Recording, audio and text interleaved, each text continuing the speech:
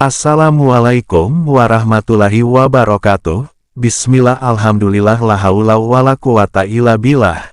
Ashhadu an la ilaha illallah wahdanu la syarikalah. Wa asyhadu anna Muhammadan abduhu wa rasuluh alasi la nabiyya ba'da amma ba'du.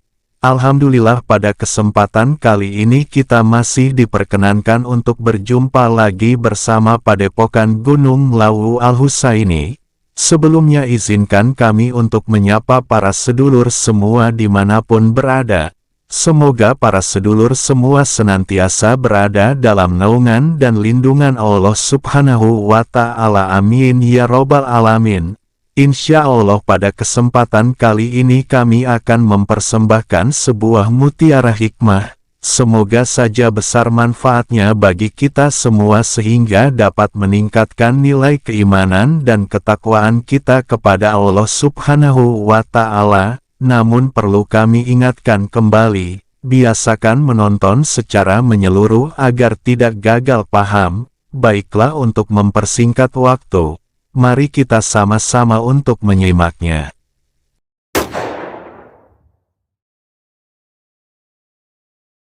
Hadits tentang riba. Rasulullah SAW menegaskan kepada para pelaku riba bahwa Allah SWT akan melaknat kepada semua pihak yang terlibat dalam riba. Rasulullah SAW bersabda, Allah melaknat orang yang memakan riba, yang memberi makan dengannya, kedua saksinya, dan penulisnya. Lalu beliau bersabda, mereka semua itu adalah sama. Hari Muslim. Rasulullah SAW bersabda, bahwasanya beliau didatangi oleh dua malaikat lalu mereka berkata, marilah ikut bersama kami. Hingga akhirnya dua malaikat itu membawa beliau ke sebuah sungai darah. Di dalam sungai tersebut ada seorang yang sedang berenang. Sementara itu di pinggir sungai ada orang lain yang menghadap ke bebatuan dan ia memandang ke arah orang yang berenang di tengah sungai. Jika orang yang berada di tengah sungai itu ingin keluar darinya, maka laki-laki yang di pinggir kali melempari mulutnya dengan batu, sehingga ia kembali lagi ke tempatnya semula.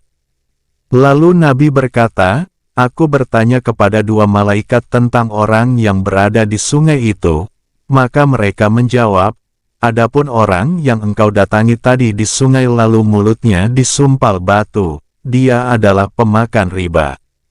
Hari Al-Bukhari. Rasulullah SAW bersabda, menjelang kedatangan hari kiamat tampak menyebar riba, perzinahan, dan minuman khamar.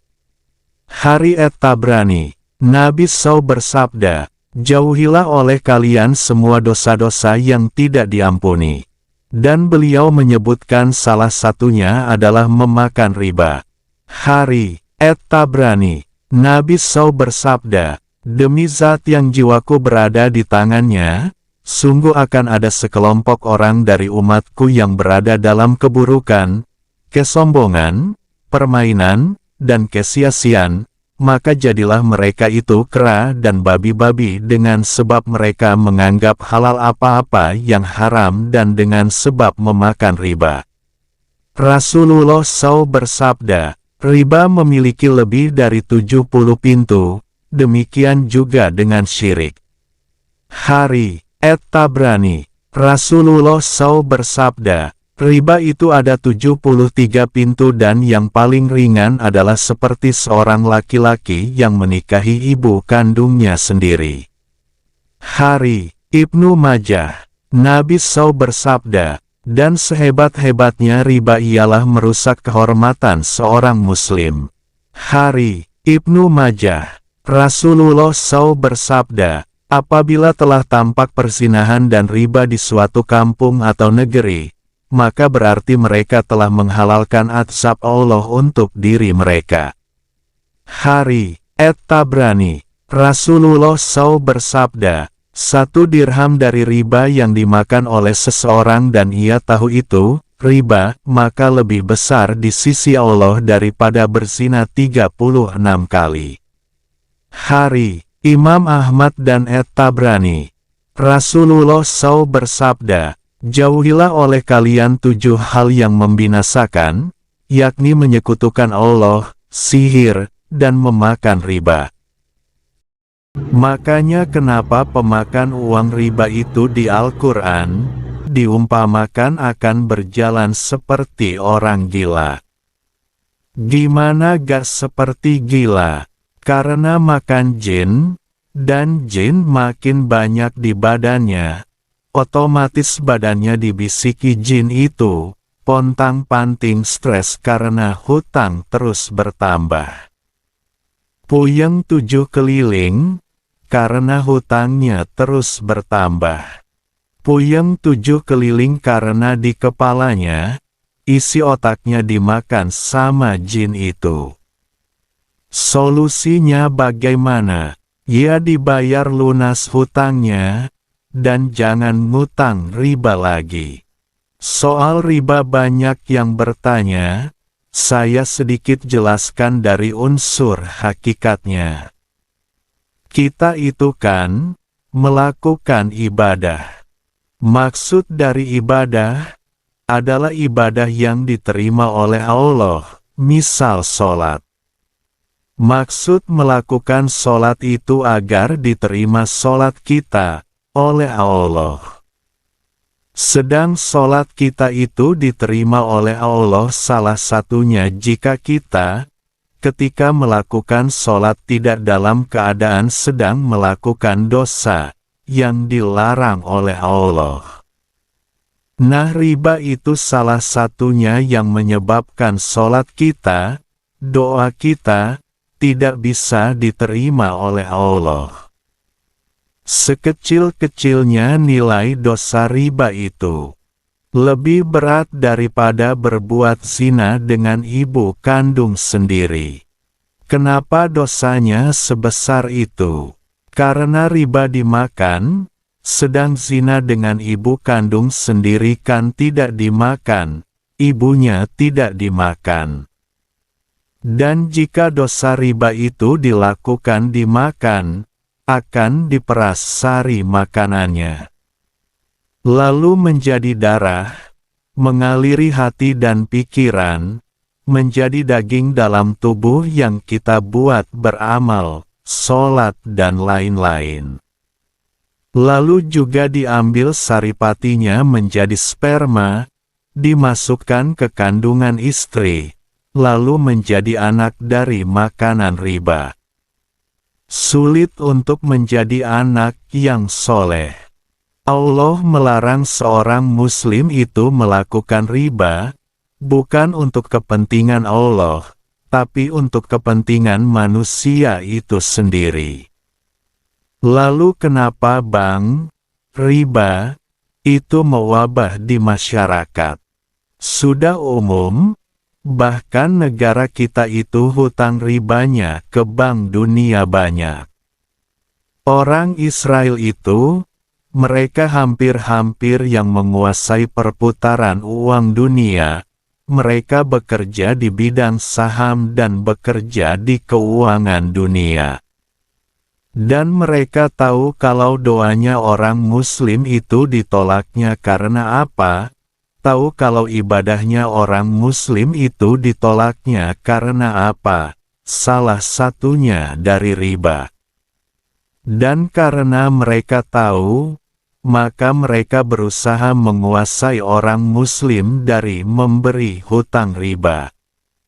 Bahkan kredit-kredit dipermudah, diadakan pekerjaan yang menjurus ke sana, bahkan jika kita memakai kartu kredit, kita mengambil motor atau mobil dengan kredit, itu akan dipermudah, karena maksud di dalamnya menjebak kita dalam lubang hutang yang dalam, seperti menjebak binatang di dalam lubang galian. Kalau sudah jatuh ke lubang akan mudah dikendalikan dan dijajah, tanpa orang yang dijajah merasa dirinya dijajah. Dan nyatanya orang Islam kebanyakan itu banyak yang terjebak, dan tak tahu sama sekali, sudah dikendalikan dan dikuasai ekonominya masih juga tidak paham. Mereka juga membayar ulama-ulama Islam agar memberi fatwa bahwa riba itu boleh, bahkan mengganti nama riba dengan nama yang lain agar seakan-akan tidak haram. Perekonomian perorangan atau negara akan hancur jika semua rakyatnya jatuh dalam hutang riba. Padahal dalam Islam itu kalau ingin kaya bukan dengan hutang riba, tapi dengan banyak sedekah. Lalu solusinya bagaimana? Ya kalau bisa dilunasi hutang ribanya. Jual semua aset untuk menutup semua hutang, walau harus gak punya apa-apa lagi, sebab kalau dibiarkan terus, maka akan makin dalam hutangnya. Bisa-bisa awalnya hutang cuma 1 juta bisa sampai 1 miliar. Kalau tidak punya aset, ya bertaubat sampai 41 malam berturut-turut, amaliyah mandi taubat. Semoga diampuni Allah. Ini saya ceritakan dari kisah nyata. Mungkin juga bisa terjadi pada siapa saja, hanya agar jadi pelajaran. Bukan maksud saya untuk menyebar aib orang, jadi tidak saya buka nama orangnya siapa namanya. Hanya bertujuan saja cerita ini dijadikan pelajaran. Saya beri judul, menolong orang yang terkena riba itu sama saja ikut melakukan riba. Atau perumpamaan, maaf saya buat contoh vulgar, karena biasanya kalau dibuat contoh tidak vulgar itu, susah untuk paham. Tapi kalau dibuat contoh vulgar itu langsung paham. Contoh, membantu ikut memegangi perempuan yang akan diperkosa, itu nilainya ikut memperkosa, walau tidak ikut memperkosa. Misal ada seorang lelaki, sedang mau memperkosa perempuan di pojok gang, kamu sebagai lelaki lewat. Kamu lihat dia lelaki yang mau memperkosa itu kesusahan. Brejeli celana dalam perempuan yang mau diperkosa, karena perempuan yang mau diperkosa keroncalan kakinya, jadi susah dilepas celana dalamnya. Lelaki yang mau memperkosa melihatmu lewat, lalu minta tolong padamu untuk membantu memegangi kaki perempuan yang diperkosa, agar yang mau memperkosa bisa membuka celana yang mau diperkosa, dan bisa dengan mudah memperkosa dengan lancar. Lalu kamu timbul kasihan, maka niat membantu, apa ada kayak gitu? Orang akalnya soak kali. Zaman akhir ini otak orang banyak yang selalu salah menempatkan mana yang benar mana yang salah. Jangankan hanya memperkosa, mengebom Palestina saja yang jelas membunuh. Banyak orang yang mendukung Israel. Lalu kamu membantu memegangi kaki perempuan yang diperkosa, maka perempuan itu diperkosa dengan lancar, bahkan bisa diperkosa berkali-kali, sampai diperkosa berhari-hari, berbulan-bulan, bertahun-tahun, dan kamu karena kasihan, dengan senang hati ikut memegangi dan membantu memegangi kaki perempuan yang diperkosa. Dan selama bertahun-tahun itu, kamu tak pernah sekalipun ikut memperkosa, tapi kamu rajin membantu orang yang memperkosa dengan memegangi kaki perempuan yang diperkosa.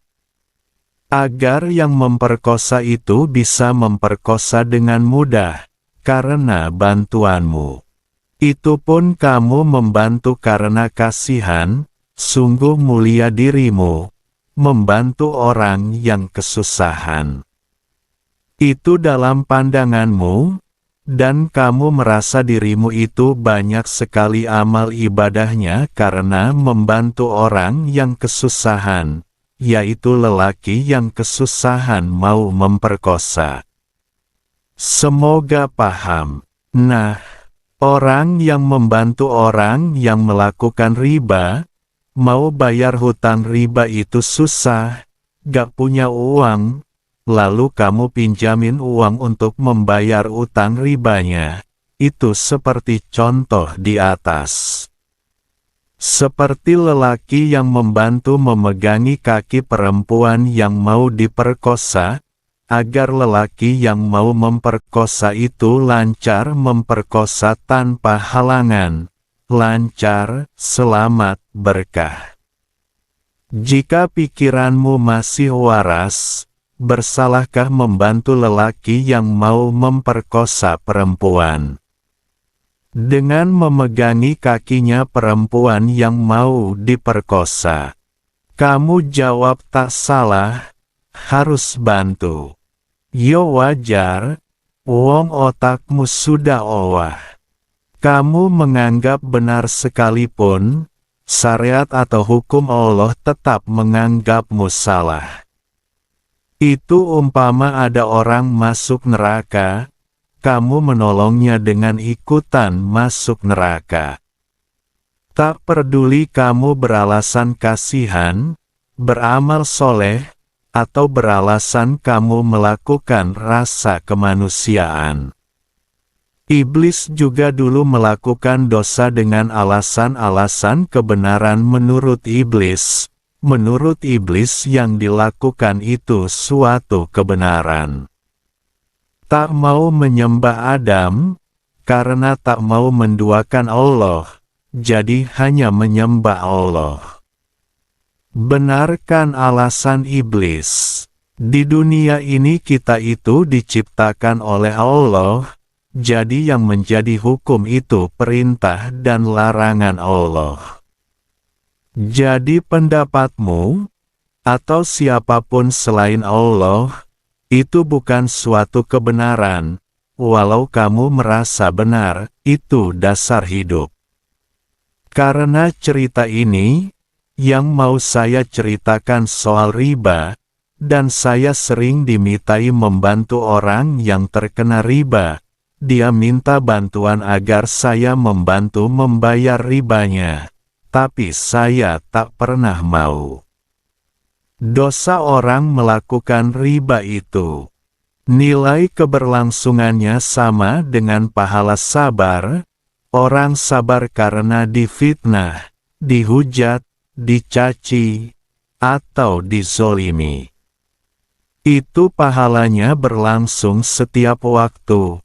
Entah orangnya duduk, berjalan, tiduran, maka akan dapat pahala sabar terus. Selama dia masih difitnah dizolimi. Sama dengan dosa melakukan riba itu berterusan, orangnya berdiri, duduk, tiduran, jalan-jalan, tetap dapat dosanya riba, selama dia masih menanggung riba. Cerita, ada seorang perempuan, namanya sebut saja A. Masih muda, masih perawan, suatu ketika dia jalan-jalan, digodalah dia oleh lelaki di jalan, lelaki yang menggoda menaiki motor baru.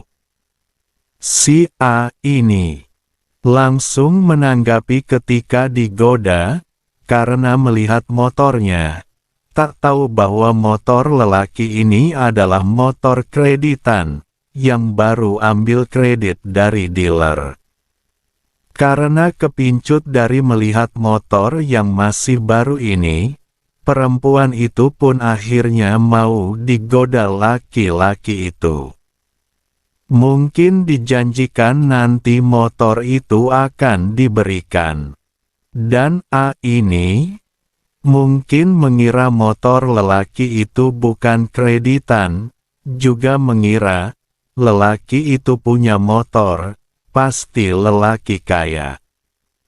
Perempuan ini dengan mudahnya menyerahkan diri. Akhirnya, A hamil. Dan untuk menutup aib, keduanya dinikahkan. Dan memang motor lelaki itu diserahkan ke A. Dan lelaki itu ternyata hanya buruh bangunan, dan motornya ternyata motor kreditan. Si A itu bukan perempuan yang punya pekerjaan. Untuk setoran kredit motor, jelas tak mungkin punya uang. Sedang suaminya hanya buruh tukang batu, yang gajinya kecil. Untuk makan sebulan saja tak cukup, maka akhirnya A cari hutangan untuk melunasi motor yang diberikan oleh suaminya. Mungkin jika saat itu motor dijual lalu hasil penjualan motor dipakai melunasi cicilan kreditan motor, mungkin tak akan makin parah. Tapi karena dia juga gengsi, karena sudah bicara tinggi, kalau calon suaminya punya motor, dan motor akan diberikan padanya. Dan ternyata motor kreditan, ya sudah akhirnya untuk membayar motor kreditan, A pun ngutang ke bank kredit lagi. Sedang hutang juga berbunga, maka hutang A makin banyak. Bahkan gara-gara motor, misal rumah, sawah si A sekarang jika dijual semua juga tak akan bisa menutup hutang yang terus beranak. Anaknya beranak lagi, cucunya juga beranak. Akhirnya hutang A seperti tumbuhan liar yang siang malam terus tumbuh. Dipikir makin rumit, gak dipikir tiap hari dikejar-kejar tukang nagih hutang. Sampai A harus lari ke sana kemari untuk menghindari penagih hutang. Jadi terjadinya kerumitan itu, awalnya dari hal yang sepele. Hal ini bisa terjadi kepada siapa saja. Ingat, lebih baik hidup miskin tak punya apa-apa, tapi kita masih punya Allah. Allah itu yang memberi nafas kepada kita, juga yang memberi badan, ruh, jasad, nyawa, hidup, juga yang akan memberikan rizki. Lebih baik miskin, doa kita selalu diijabah Allah. Masih ada tempat bergantung, dan Allah itu maha kaya, daripada kita ditolak semua oleh Allah.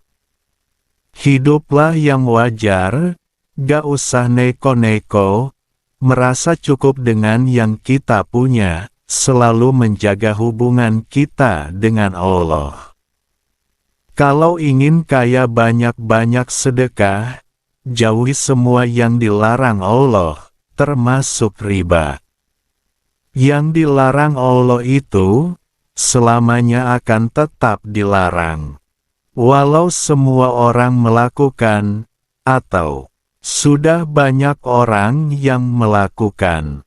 Allah itu sudah menjamin rizki kita, kalau kita tak pernah melanggar yang dilarang, dan selalu menjalankan yang diperintah. Maka tak kerja pun, Allah akan memberi rizki kita, akan mencukupi kita.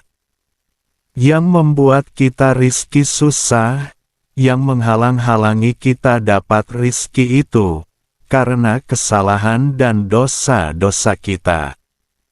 Orang itu hidup di susah-susah sendiri, tak pernah Allah menyusahkan hamba-hambanya. Jadi hamba Allah itu gampang, hidup itu gampang, ojo dingel-ngel. Hidup di dunia ini, itu mudah.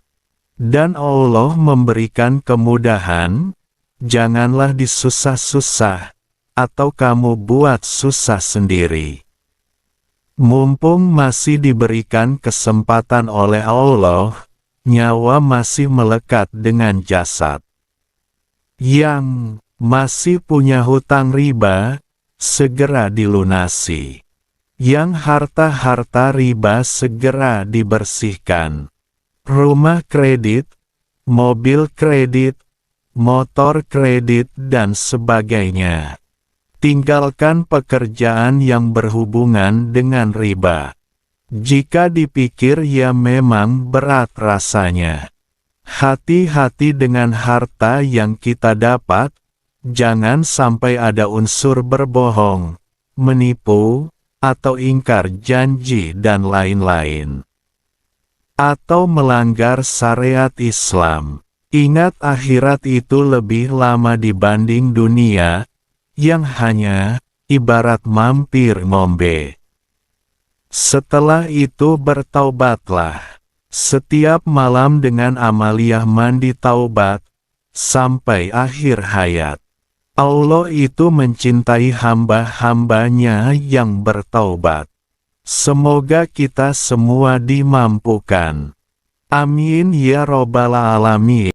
Demikianlah mutiara hikmah pada kesempatan kali ini, semoga besar manfaatnya bagi kita semua sehingga dapat meningkatkan keimanan dan ketakwaan kita kepada Allah Subhanahu wa Ta'ala. Amin. Bagi para sedulur yang ingin amaliyah yang bersanad mandi tobat dan zikir tobat, silahkan hubungi kami pada nomor ini, tidak dipungut biaya alias gratis asal ada kemauan untuk bertobat secara sungguh-sungguh kepada Allah Subhanahu wa Ta'ala. Akhirul kalam, wassalamualaikum warahmatullahi wabarakatuh. Tagar Padepokan Gunung Lawu Al Husaini, tanda pagar.